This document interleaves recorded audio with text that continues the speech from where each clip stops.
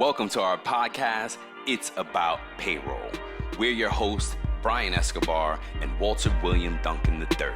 Whether you're new to the payroll game or a seasoned veteran, we have something for you. Yes, sir. Here we go. All right, folks, welcome back to another show. It's About Payroll. We're your hosts, Brian Escobar and Walter William Duncan III. What's up, Walt? Hey, nothing much, man. Just staying on the grind. I'm excited about, again, I always say I'm excited for the season. I know. It's great. I think we're energized. Hopefully the listeners are picking that up as well real. from Yep. this. So I'm excited.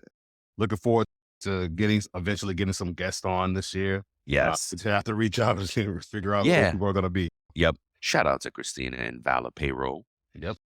Shout out to that payroll guy, Gerard Hall. Hall. Yep. Yes, sir. So he dropped his 2023 W4 spreadsheet calculator that we use. Thank you for that. Yeah, man. Such a helpful tool, folks, to payroll professionals. It really is a game changer. Folks, payroll professionals are struggling with this document, struggling to help their customers. So he really filled that gap.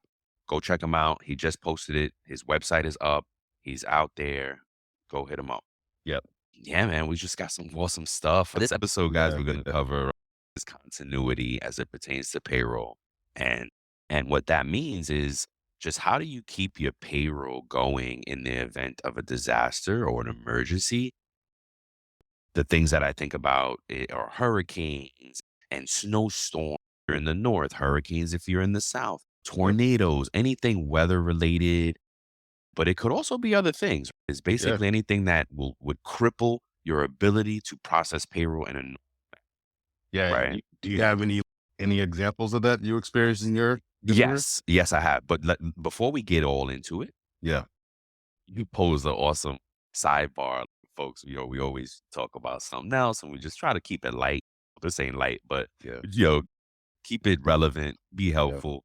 Walt found this article about a payroll manager in a Chicago museum who misappropriated more than $2 million over more than a decade, almost 20 years. That's crazy, man. And I am going to absolutely dig into this indictment and dig into this article because it is fascinating, the things that he's used. That he's the poster child for payroll fraud at this point, right? And honestly, I want to speak more about this situation. I'm sorry, sir. Your name, I'm not even going to blast your name out right now. I said enough. If you want to research it, find it. I'm sorry that you're going to be the poster child for us, but you really are. And by your own, unfortunately, it was his own doing. His own doing, yeah. I don't feel too bad for you. But this is what not to do for payroll. And we just spoke that we need to cover an episode in this series, this season, just fraud and how to protect against fraud, how to identify fraud. And good gosh, over almost 2 decades, you might want to fire his boss. Bro. I'll be honest, not for nothing, man. I know there was some trust involved probably. And I know the environment, right? Non-for-profits, the creator environment, the artist environment. There's a lot of trust. People like to build families in those environments. And you know what I mean? And he probably was trusted. And as a payroll person should be. Yeah. Gosh, man. So what do you think about this, Walt? No, I think it's crazy. And I think it's a perfect example. It's a $2 million lesson that this museum nonprofit organization had to learn about security and securing their employees' data and information and not allowing just one person as a payroll manager to operate in a silo to keep them honest and to run these audit checks and stuff like that. And who knows, maybe they had a change at the C-suite level and this person, that person's boss, the payroll manager's boss, wanted him to verify some data. It's like, hey, we're getting these notices. Could you report on it? Or the person was savvy about the system that they use and ran a report themselves and found that. Yeah, I think it's a hard lesson on what not to do. Absolutely. And hopefully they will become better from that. And I'm going to include the link for this. I'm gonna include it Yes. in the episode notes. Yes. Yeah. Perfect. That's dope. Yeah. That's dope. It's so interesting, folks. It really is.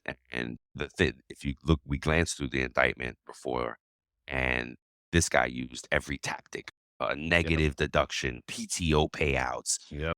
all any and every tactic that you could possibly think of. He used it. Shit that I haven't even thought about yet, and he did. Yeah. Unfortunately, I say unfortunately because we should be applying these measures regardless. Yep. Regardless of whatever trust we have, because trust but verify. Yep. And that is the lesson that they should learn. Trust but verify. What was the other thing? Oh, I did the math real quick, right? Million divided by the 17 years was another 120 grand a year for him. Oh wow. That's a lot, man. Yeah. That's a lot. Almost like 2 million over the 20 years. I'm like, oh, how much was, maybe it wasn't worth it, but nah, another 100K a year. Crazy, man. That's where, and he probably wasn't even making that much for profits. He was probably making a decent salary, but not for profits. You don't tend to make a lot of money because you're not built in high revenue. You're not in a high revenue place. Yeah. You're making modest living, but dang, Yeah. They So- what the thing behind it is what he was changing the account that the deposits was in. He changed it to his personal accounts. That's what was Yes. happening. yes, That's right. And that was the common denominator. Whatever he did, it was still his account that it was going into at the end. So right now at this point, they could just track back however long and figure out how many times it happened. He left himself an easy paper trail to figure out. If somebody's checking for fraud, and there is there, you'll find it. So key point. We'll talk about this a little bit more in the for series. sure. Key point for you business owners out there, whether you're new or you're old in the game, have these checks and balances in place, like Brian was saying. Make sure that you're keeping yourself and your professionals that you have in positions of influence. Yes. Keep them honest. Yes. Keep them. Yeah. Keep them. Again, we're going to circle back on the show, but the Yeah. quick thing is just have auditors audit your stuff. And I think Sure. that's what we don't do enough. Anywho, this episode is business continuity. And so we circle back to the question you had, have I had a situation? And yes, I had, I believe it was a snowstorm in New York, and we couldn't get to the school, like where at this point I was working for a college. We couldn't get there to process, and of course folks had live checks. We were able to solve the can't get there to process issue because payroll's kind of always been a remote a great opportunity to be a remote employee, right? But historically, owners, business bosses just weren't comfortable with it because there was a lot of paper involved, usually, or historically, there could be paper involved and you got to print stuff out. And definitely you don't want that, the printing of employees' information and pay rates and all that. You don't want that to leave your secure locations. That's if you have to print. If you're not in an environment where you have to print or you can work off of your screens, then you can really work remote. So point is, what we did in that situation is we figured out that we could work remotely to process, but we still had a challenge of the employees who were not direct deposit, who had live. They still didn't get their check on time. They had to wait. You know what I mean? And they complained, and it was a deal, but they had to wait. But took advantage and said, "Hey, this is an opportunity to sign up for direct deposit." Yes. You know what I mean? This is why direct deposit is so important. And it even showed itself through the pandemic. Folks, schools closed down because of COVID. Workplaces closed down because of COVID. Yep. You know what I mean? And then what happens? Payroll still has to run. There's still people running the organization. That might be just one location in a multi-unit setup. Payroll still has to process, and those people who have live checks at that location are still going to have a problem. Yep. Yeah. What about you? Any issues? Yeah. One that sticks out to me in my career was there was no natural disaster or anything like that. It was just the AC went down in the building. They had a older AC unit or whatever. And so it went out. And because of that, and it was during the summer and it was like, you know how humid and hot soda can be. Oh yeah. So the service had to be at a certain temperature. Yeah. the heat caused all the servers to crash that were in the building. And so everything went down. Nobody could do anything at all. Wow. So we came to work and they made us sit around. So they didn't get it back up until like maybe 10 at night. And we had to process over hundreds of payrolls for multiple clients and stuff like that. So there were some of us that were working into the midnight hour or early morning because the server went down and nobody could do anything until the server was fixed back up. Wow, that's crazy. It's interesting. You made me think of a thing too, because in the last few years in South Florida, I was in a building, the AC went down and the temperature started to go up. And what I learned was if the temperature goes above a certain degree internally inside the building, we have to leave. Oh, wow. Yeah, because it gets dangerously hot. People could start passing out, right? Strokes and things like that. So so in New York, it was always like cold. Oh my God, the building's too cold. You got to leave. But in South Florida, it's the opposite, really. If things get too hot, yeah, that was interesting too. It was like, oh wow, okay. So yeah, okay. So perfect segue. And if I may, business continuity in regards to payroll refers to the measures and strategies that organizations put in place to ensure that their payroll processes continue to function seamlessly during unexpected disruptions or emergencies.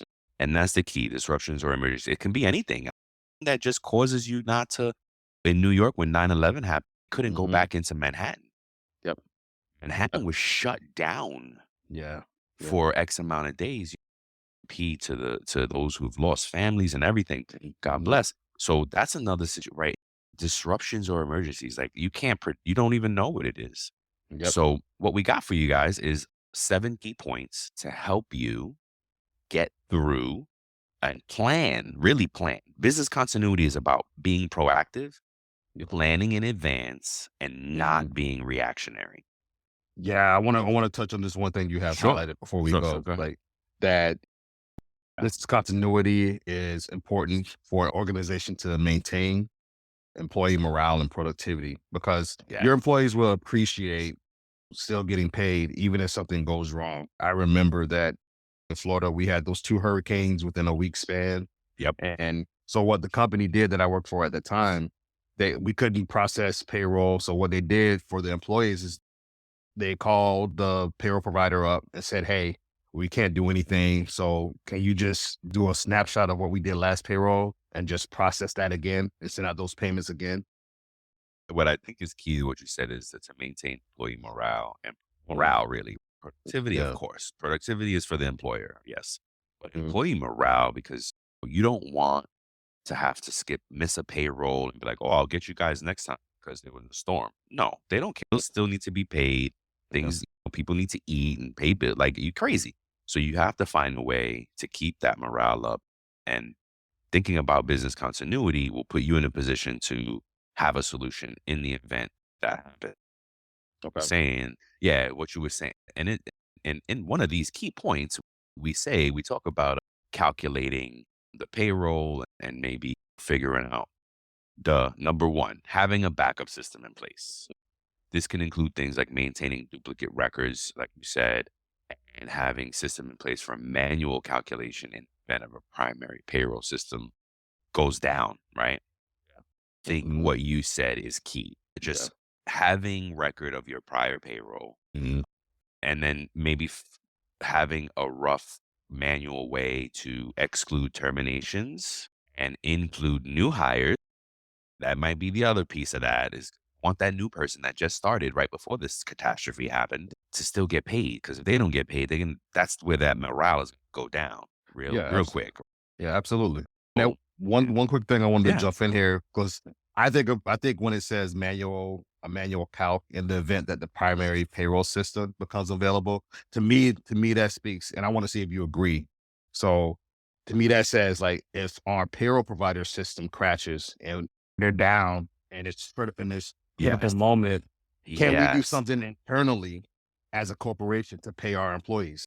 See, in that thing, I think, okay, I get what you're saying. But even in that scenario, I still believe that you go off of last pay and If you're record keeping properly, if you're following the 5 pillars of payroll properly, you will have a redundancy of your reporting and your registers and your system reports.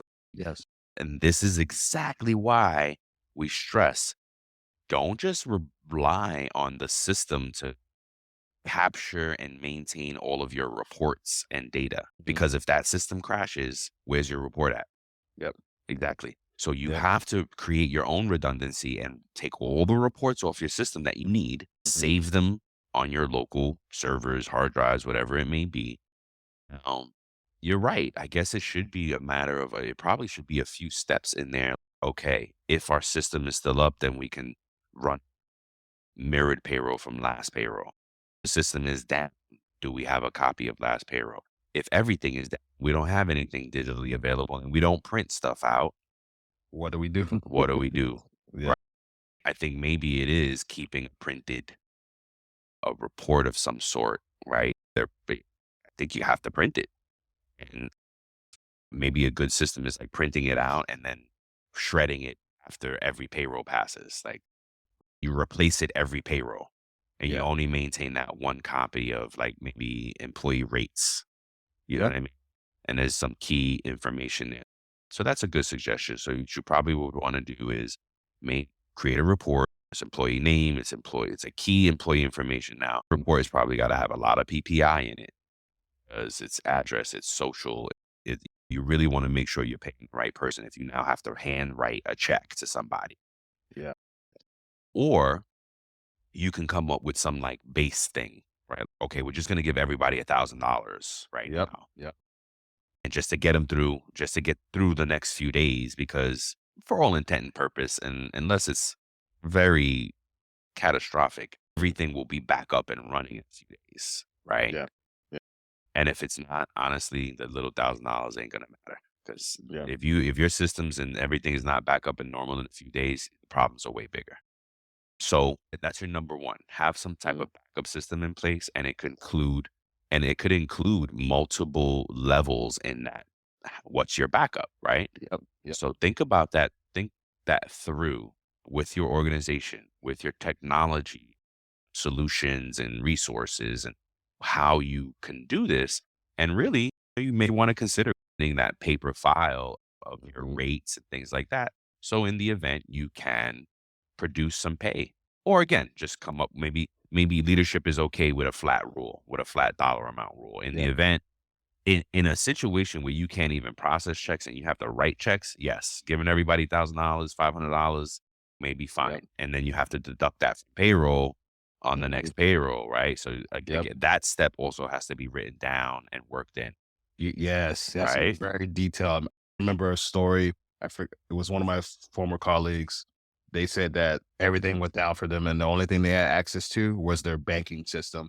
And so what they had to do is they had to wire each employee Ooh, some money. ooh, They had to look at the reports, and so there was all hands on decks for all the accounting team and stuff like ooh, that. And so they had to wire everything. ooh, gosh, yeah. Yeah. That's and that leads us right into the next point we have for you is training employees, right? Because now you built all this stuff. But you gotta run through it. You gotta have to do situations to walk through it so that you're good. You know that you've covered all the bases. So training is a big part of business continuity because it's not just Yeah. you can't just write it down and then be like, that's what we're gonna do. Yeah, but do you know how to do all those things? Exactly. And then number three is regularly testing and updating the continuity plan. And this just means keep rehashing it because your technology could change, Yeah. your resources could change, even if it's just a matter of, oh, wait, we use a different vendor now. Don't log into that vendor, log into this one. Yeah. So just maintaining, regularly testing and updating the plan Yep. should be good. Yep. Number four is maintaining communication.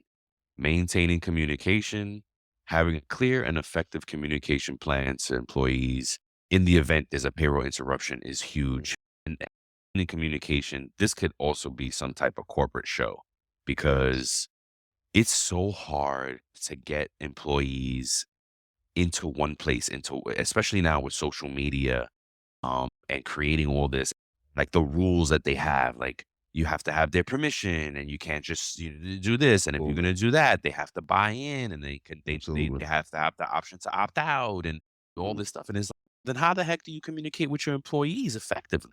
yeah. You know what I mean? Based on the research I've done over the years, it's really creating an app, creating culture, having the culture of communication, also driving them to an app, one place. And I think this day and age, it's an app. It's not email because folks could just, oh, I didn't get my emails, right? Yep.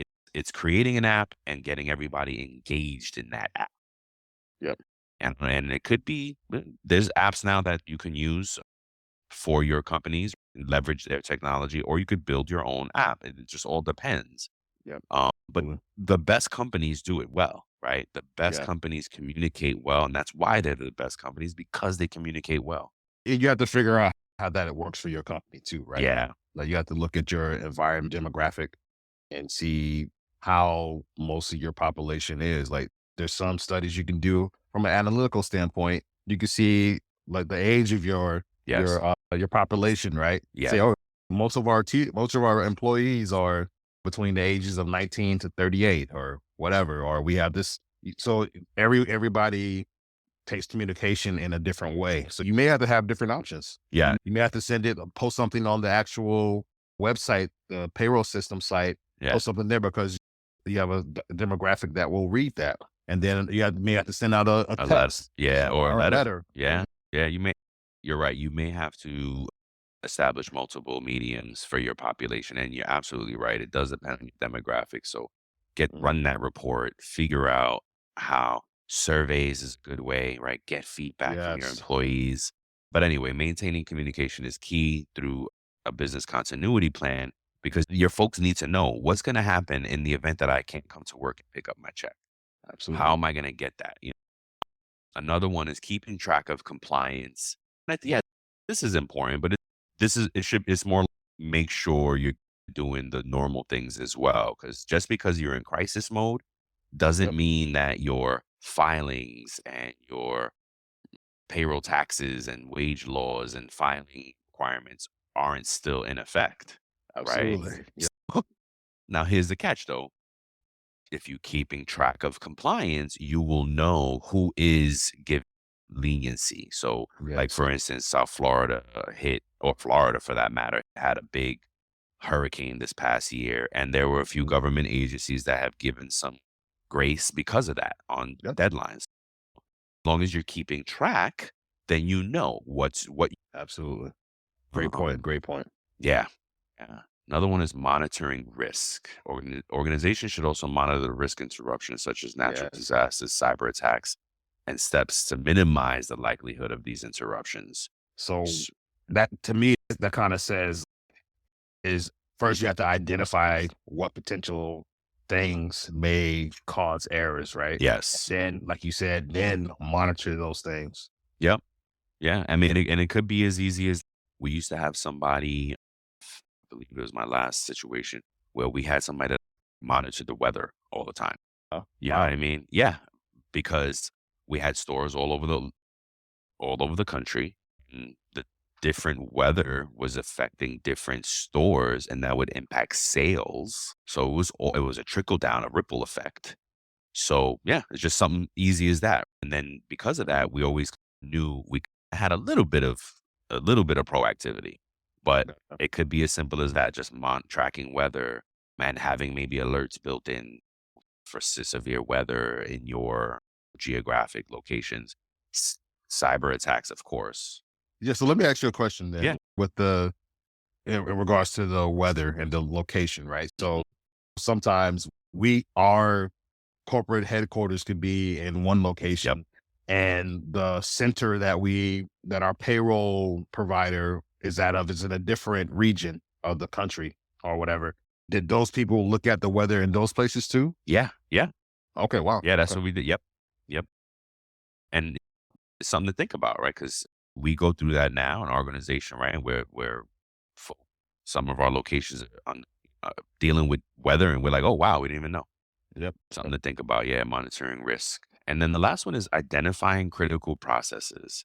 Identify the critical processes and ensure that they are included in the continuity plan, such as salary, benefits and deductions and tax filing. So that's, again, goes with keeping track of compliance, but it does call something out that we mentioned in the first one. Oh, just cut somebody $500 or $1,000. Yes, but gotta remember that you didn't factor in benefits. You didn't Yeah. factor in deductions. You didn't Yes. factor in their tax Yes. filings. Yes. So you gotta go back up to 2, training the employees properly on how to deal with that if you do. So just different things to keep in mind. Yeah, it sounds like, oh yeah, that's an easy solution. $1,000, $500, awesome. Whoa, just make sure later that you're recording that transaction right when the system opens back up, when the system is back up and running. How are you going to record that transaction? If you True. decide to just give them some money, is it going to be part of their wages? If you do that, you have to communicate properly, maintaining Mhm. communication. You have to tell them that in advance. If Yeah. there is an event that we can't get you your pay, we're going to give you this amount based on blah, blah, blah. And then once we can process, this is what we're going to do with that transaction. Yes. And Yes. folks Yeah. need to focus, and it's just you probably need to opt out or an opt in Absolutely. because you can probably make a choice. You know what? I'm good. If you can't pay me, just wait until the system's back up to pay me again. Yeah. Because there are going to be some employees that can weather a missed paycheck or two, Yeah. right? Not everybody, of course. The majority of us live paycheck to paycheck, Yeah. but there Good are, point, man. right? There are some folks that, just and this is why the key points and this plan has to be worked all the way through, because one thing leads to another, one thing impacts another. And it's not just, oh, if the things go down, we'll just peel off some cash for them. No, Yeah. you know what I mean? You can, but you gotta understand the implications of everything you do as a business.